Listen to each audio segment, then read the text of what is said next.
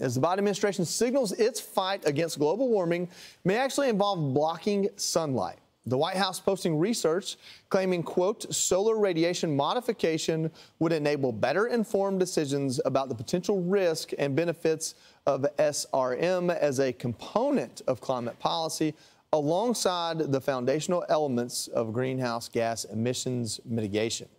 Our next guest warns this is simply government's way to control your weather. Marc Morano, publisher of ClimateDepot.com, and he joins us now. Okay, Marc, my take this morning was maybe this is one of those or else, get on board with everything else or we're going to block the sun. But I guess it's a little bit more, reality than that. Tell us about it. Well, this is actually Bill Gates funding this as well through Harvard University. This is retro 1970s. In the 1970s, they believed that our fossil fuels were creating aerosols, blocking the sun, creating man-made global cooling. So they came up with the same kind of geoengineering solutions back then. They wanted to put black soot on the Arctic to melt it. There was one proposal to use nuclear energy to help loosen the Arctic ice caps because they thought they were growing too much. And John Holdren, back in the Obama administration, also supported this kind of geoengineering, if you will, of the climate.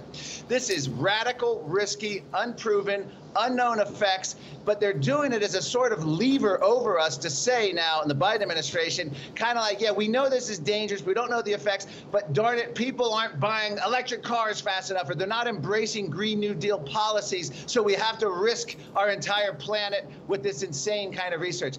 It's basically weather modification. China's been doing it for years. It's another form of what the U.S. government has even been doing. The ABC News meteorologists bragged about the cloud seeding they're doing to increase rain or snow and storms.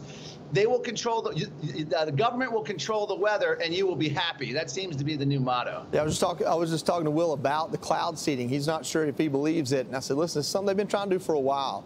But on that same topic, if they don't get to block out the sun, they're going to try other, maybe more practical ways, like electric vehicles, pushing those on us. A poll out shows 59% of us oppose phasing out gas cars by 2035. 21% support Biden's policy on this. What's your take on it?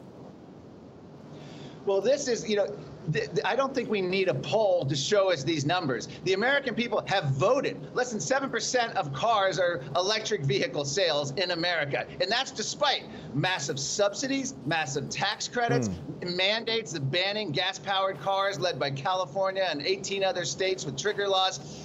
They have done everything they can to promote electric cars, and they're more expensive, they have less range, and all they do is increase our dependence on China. It takes fossil fuels to make a car, it takes fossil fuels to recharge the electric cars.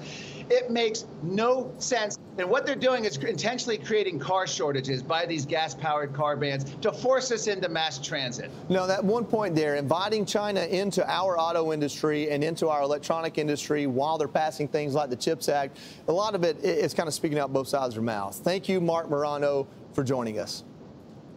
Thank you, Joey. Appreciate it.